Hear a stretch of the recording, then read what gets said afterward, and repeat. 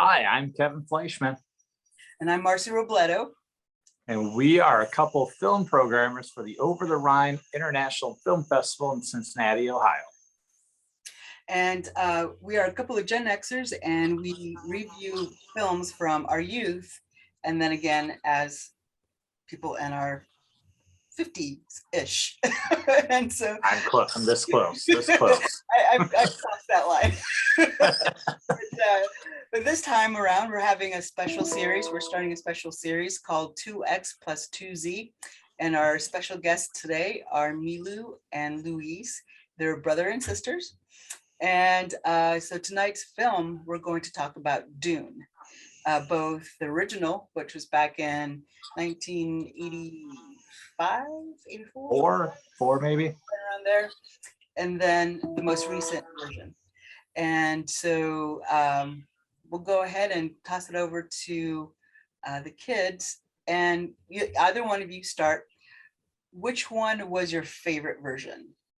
I think the newer one. Yeah, the newer one, hands out. Yeah. Okay, Kevin, what about you? Which one was your favorite? Well, I think I'm coming to this from a slightly different perspective than you. I'm more like our guests tonight. I never saw the original, so I watched that a couple weeks ago. So I've seen both of them fairly recently as well, and it's a tough call, but I'm going to go with the new one. Okay. Well, I was watching it again, and it's still very, very 50-50, but I would have to say that the new one is 50.5. And for a very, very specific reason, and that is because it's contemporary, and it just resonates the contemporariness. I think I would have given it more if the entire story was in the film instead of breaking it into two. And so in that respect, the original wins out. Gets a point in the pro column. So Louise, you're the David Lynch fan. Yeah. What did you appreciate about the first one what did you appreciate more about the first one than the second one? I think I like Lynch's way of tackling the story a little better. Because they're both very different in how they approach certain ideas. But Lynch's style is something that I've always really liked. So I think seeing his take on the story kind of resonated more with me than the newer one. So Can you give some examples? I guess I'm more used to Lynch's style than Villeneuve's. I've seen, Blade Runner 2049 and Prisoners, but actually it from, Dennis. But Lynch, I've seen most of his movies, and I really come to really like his style. How like he has a lot of range. So yeah, I guess that's pretty much why. Milu, do you have any thoughts about what aspects of the first one that you liked as opposed to the second one? And we'll get to the second one. We'll discuss that one a little bit later. So personally, I liked how wacky the first one was. So like there were moments that I didn't know if I was supposed to laugh, but I definitely did. So the shields like that they used were like, for me, they were really funny.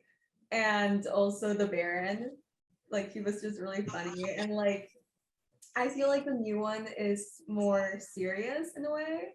It like gives the perspective of it. It's like more of a serious story, But like the first one is just like more wacky. Obviously, it's David Lynch, so I like that a lot more. Wacky is a good word. It's a really good word. Kevin, what do you think? What did you think of the first one? She stole my answer.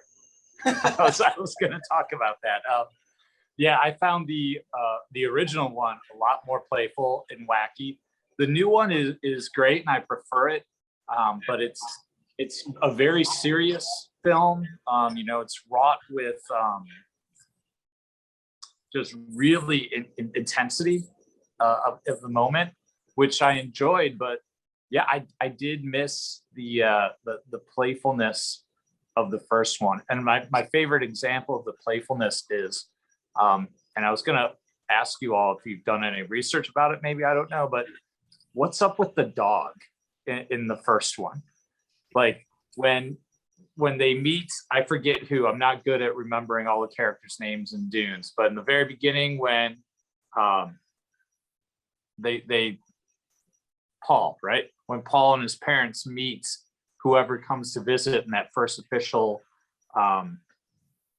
delegation that comes to see them and tells them about the change of plans with the Spice Planet, like Paul's just holding the dog, like hanging out. It's just so cute and unique. And then later on, Patrick Stewart at the end is holding the dog in his hands. Like, you know, there's no dogs, and there's nothing, you know, there's nothing cute or light in the new one. So I did prefer that to the old one as well, the light-hearted playfulness. Well, I think that's a very Lynchian thing, just kind of a Mhm. weird little detail that doesn't quite fit, and you don't really know why it's there, but it's there. Mhm. Okay, it's there. They're hanging out with their dogs. But you know, with the comicalness, if we can call it that, I felt that the first one, it was more campy rather than comical. The second one, I felt that there was more humor, but more situational humor. So it's based on the moment and the instance. For instance, when Jason Momoa and Timothée Chalamet are interacting, there was a lightheartedness between the two of them, and there was the ribbing, and so that comicness, that lightheartedness came through in their relationship, which in the original, it was very proper. There's very much the prince, and then his tutor, his guardian. So in a strange way, they're kind of flip-floppy, but very different reasons, and very stylistic reasons. You know, Lynch is the campy, Villeneuve is more the in the moment, humanistic. So that's what I took out of that.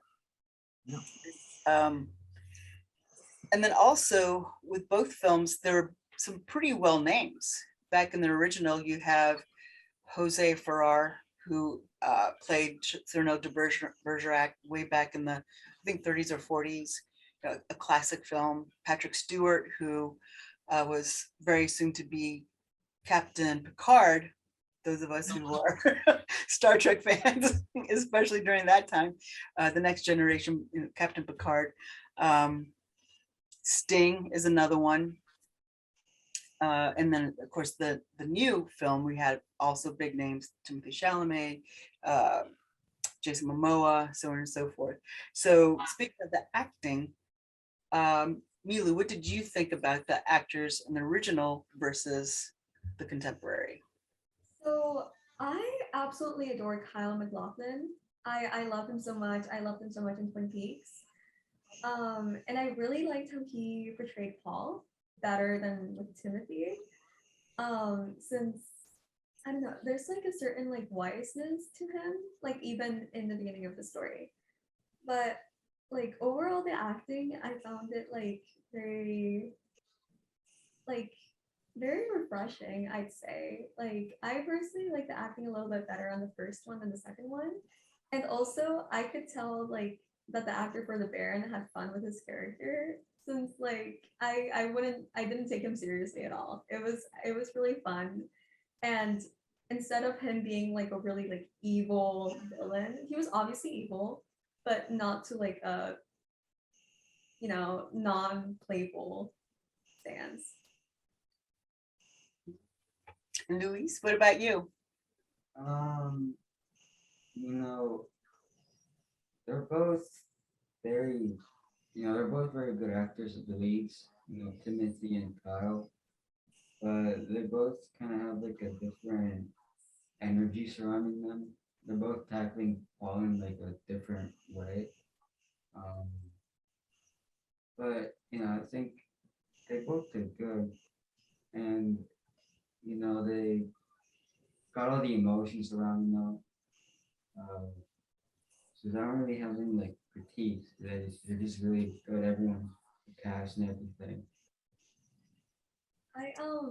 I really liked how the scene, like how Timothy Chalamet portrayed the scene where they were inside of the desert and there was spice and then he could see like a vision and his mom was right there and the father had just died. Like it was so intense. You could feel like the heartbreak, right? And you could feel like he didn't mean his words towards her. But like I just really like that sentence too. Mhm, mhm. Kevin, what do you think? Yeah, we seem to be talking a lot about Paul character. I'm team Chalamet. I love Kyle MacLachlan to death. Um, he seemed a bit, I don't know why, he seemed a bit old for this role from what I picture Paul. And I always pictured Paul as a tortured soul, which I think Chalamet, with those eyes of his, is so incredibly well at portraying. And I found Kyle MacLachlan's performance really interesting because I didn't see a lot of torture. I mean, he played that a little bit, but I saw in him more of an earnestness, like a wide-eyed. He seemed to be much more of an idealist than Timothy Chalamet seems like his Paul is going to be hanging out in the coffee shops writing poems about the end of the world, like very nihilistic in a way. And I think that really shone through. I also love the original Harkonnen. Using your word, campy. Yeah, he's a very cartoon villain in Lynch's work, and that worked a lot better for me. Sometimes I think CGI and all these advancements we've made in makeup can take what should be a horrible, awful character and just make them very awful and horrible and terrible people.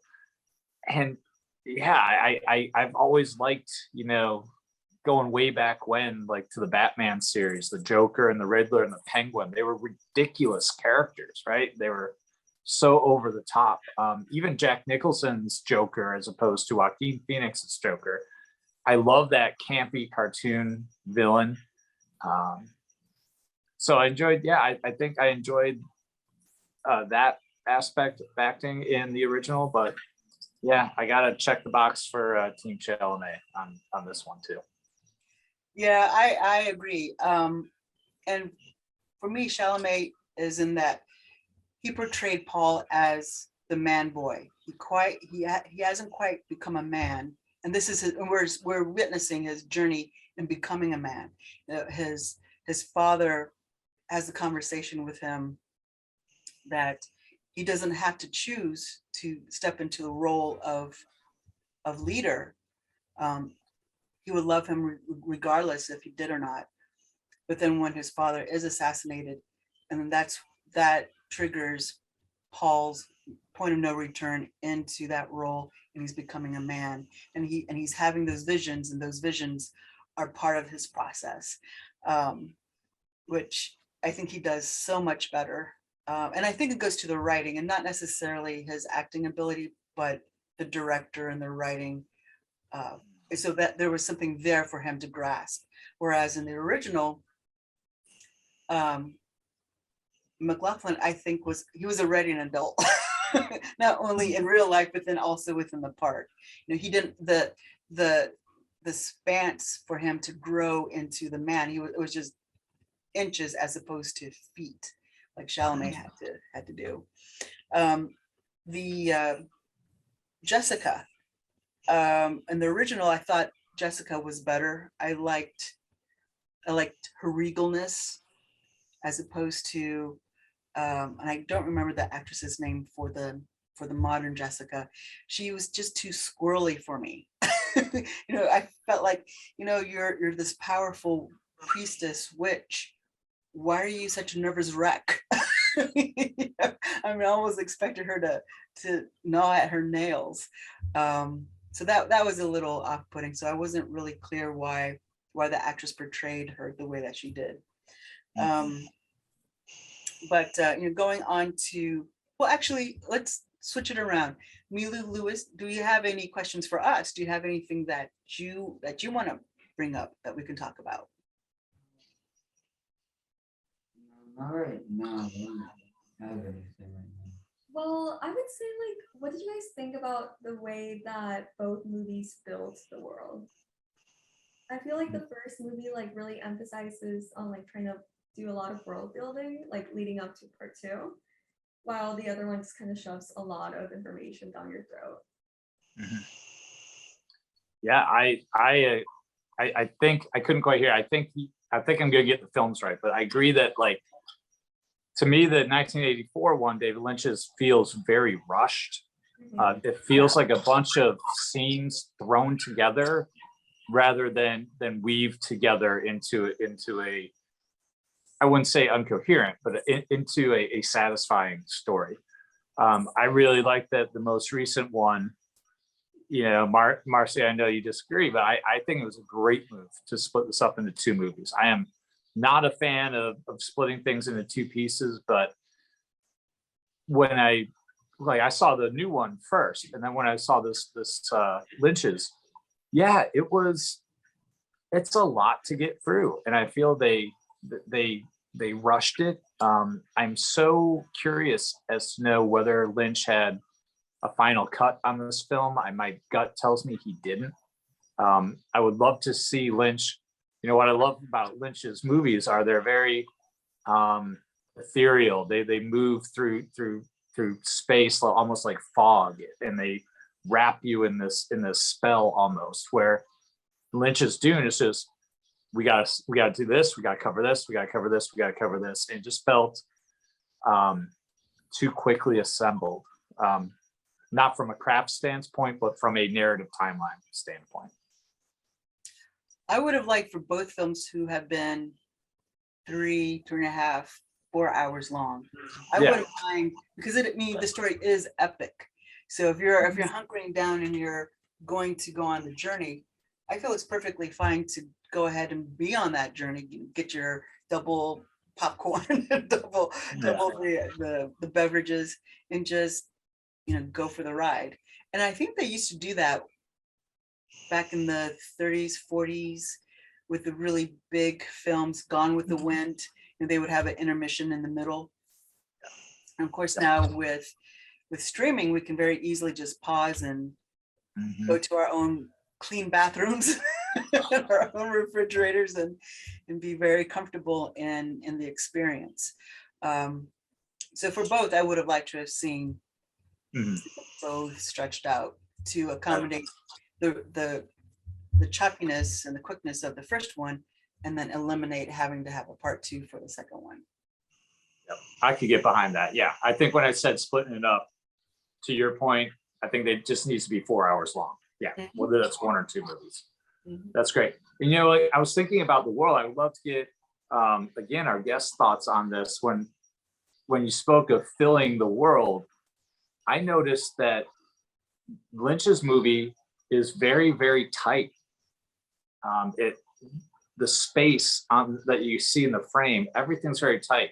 Like the opening delegation visit in Lynch's movie takes place in a room, and when you get to the 2021 Dune, it is just massive. There's rows and rows of the army and troops. It's a spectacle. And I found that idea continued throughout the film. And I think obviously it has to do with technology available now that wasn't available then. But how, I would like to know from all three of you, how did the way the world was presented affect your enjoyment of both films? Because I will say, I that's what I really loved about the new one, was just the sheer epicness of it all. Louise, go ahead and start us off. Yeah, so I think, when you said Lynch's is a lot more like tight, packed, the new one has, these large shots with the landscape. You can see like for miles and miles ahead. And uh, I think that helped me a lot better to get immersed into, what's going on and what was, what the characters were going at. But yeah, I mean, sorry, what was the question again? I feel like I'm getting off topic. No, you're right on the right track. It's how did the way the world was presented inside the frame, like the older one being a lot tighter, take a lot of the things took place in smaller physical spaces. Like when I'm trying to think the scene where they go out to see the spice mines or whatever, and the worm comes up and attacks. By the way, I really kind of dig the old worms in the 84, but like they don't even get out of the ship. There's not these huge set pieces of them running across and trying to get everyone in. It takes place, you've got the close up on one character and he's just saying, you get in here, you get in here, you get in here. It's very tight instead of wide open. So I was just saying if you guys picked up on that, and if so, how does that affect the way you think about the movie or how it makes you feel? And I think, what I said was kind of really how I feel. Just the new one, showing you more, having you more, I guess, space to breathe. In a way, was a lot better for me, especially because it's a little longer than the first one. Yeah. Cool. I felt like it gave you more of a perspective of how big space truly is. And this is more like, I felt like in a way Dune took inspiration from Star Wars, I guess, or from maybe Star Trek, because they do a lot of things in space, obviously.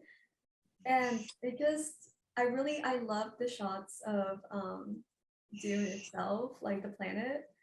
I like absolutely love seeing the sand and like how big the worms are. I didn't really realize how big they were in the first movie, but like in the second movie, they're like huge. Yeah. Yep. Mhm. Yeah, the scale, well, stylistically, of course, I think it comes down to the scale as to each director choosing the tightness or the bigness of the production.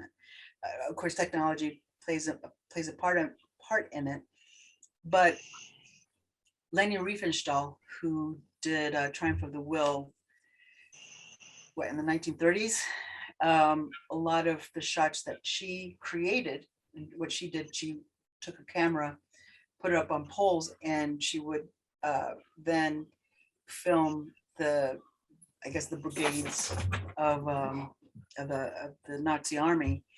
And so that technique was used in Star Wars, which then, so it's very much a derivative of. And when you think back then, all she had was that actual physical, using the tools that was available to her to achieve that expansiveness. Which when you think about it is just phenomenal. And that's filmmaking, that's world building. But I guess with these two films, it just goes back again to stylistically and technology. And not for nothing, Villeneuve is just very talented in building these big worlds, these luscious worlds. So yeah, this is definitely a Villeneuve pro in the pro column.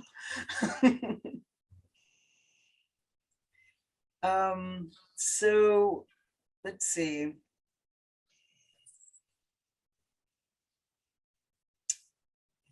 Do you guys have any other thoughts about the films that you saw? Do you want to talk about the technology, the costumes, the music? I think something I've been thinking about, during this call is, Kevin brought up that the original, the Lynch's one feels very rushed and are kind of just things thrown into pieces, you know. And this new one, it's definitely a lot better. But I still feel like there was something to it that was that I wasn't like very satisfied with, I guess. And it was that uh it gives you more time to breathe, right? It has these moments of, where not much is happening. It gives you time to like, take a break before, other big things happen. But I feel like it does that a little too often. It has too many, uh, just too much time sometimes. So it's kind of like, the original one doesn't have enough, and this one has a little bit too much. It's like, it's kind of something I've been thinking about. Interesting. Milu, do you have any additional thoughts about production, costumes? I really enjoyed how futuristic the new one seems. I just feel like the old one does not give off like futuristic vibes. This is supposed to be in the year in like how many years now? Like 1,000 years, 10,000 years. Yeah. And I just like it seemed obviously because of technology, but like it seemed a lot more, futuristic. Like the planes that they use or like the ships that they use, it like they were fireflies or dragonflies, right? Dragonflies, yep. And like I just really liked that detail, and also I liked how they explained like the suits and everything. I feel like that was explained a lot better. Like it gave more like maybe that could be our future, right? But the other one is obviously maybe it's because of time, but it just didn't really give off futuristic vibes to me. Kevin, what do you think? I love I love that. Yeah, I think the older one definitely does not give you very futuristic vibes, and I keep thinking of Star Wars that you brought up is like supposed to still take place a long time ago. So I think that's it's an interesting dichotomy to have the something that supposedly takes place in the future and everything should be pretty sleek and advanced, not really seem that way. Like I do agree. I put a point in the new Dune for making it just look tremendous. The dragonflies, love the dragonflies. And I also love how Luis brought up the idea of being able to breathe. Yeah, I think that's a great way of explaining the reaction I felt to the first one. Yeah, there was just never a chance to gather yourself. It was like, let's go. We got, if it's the novel, we're only on page 254 and we've got, 10 minutes left. Let's get going here. I mean, I do think though the pacing was spot on in the new one. Other things I noticed, I'm trying to think. I saw a very interesting film last month. I was up in Michigan and just kind of happened to be near Traverse City during the Traverse City Film Festival. And I caught a movie called Lynch Oz, which was 7 filmmakers explaining how The Wizard of Oz influenced David Lynch's work. And there weren't a whole lot of references to Dune in that film, but it made me think the color. I feel like I'm listing a lot more pros for the 1984, even though I like the new one better. But like, I think a pro for Lynch's Dune is just the color. The new one is very dark and drab, which I know is the style of our times, and it looked great. But the green of the Harkonnen planet, I felt like I was in there's a lot of, even structurally, a lot of it looks like the Emerald City. So you can see, the Wizard of Oz's influence in that. And even Harkonnen reminded me of a psychotic, deranged version of the Wizard from Wizard of Oz, right? They both have a certain energy. Harkonnen pushes it a little bit more toward evil in Dune, but I did like to go back. I guess what I said before. I did appreciate the campiness, the lighter, the more cartoonish, vibrant world that Lynch created. And I just love that about it. But I think when it comes down to it, the thing that does it for me big time is storytelling, the pace, and the CGI is pretty dang incredible, in the new one. I think that's what ultimately does it for me. I really, really appreciated the costumes in the new one. They were just fabulous, and they really did push the story in terms of identifying the different houses, and of course the functionality of the suits. That was really cool. But yeah, the costumes were just amazing. They're just so beautiful. And of course also the music was also spot on. Yeah. The 80s was just a little too 80-ish. Yep.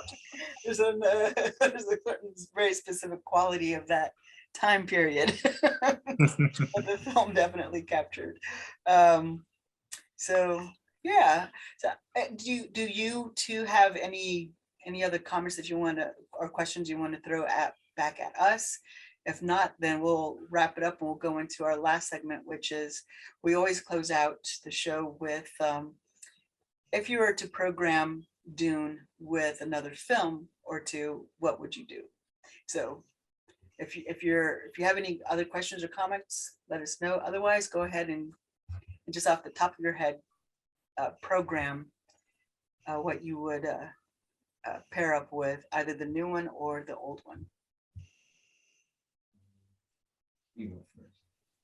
So I feel like Dune gave all the same vibes as Star Wars did. Like the newer ones, I feel like the technology involved, I feel like the way the worlds were built themselves, the sense of futuristicness was just like, it gave off like, it felt like maybe Dune was inspired a lot, like very heavily by Star Wars. Obviously they're both in space, so that like also kind of influences why I think that too. But like, I feel like just the sense of it being so futuristic is what, kind of makes me think that they're kind of similar in a way.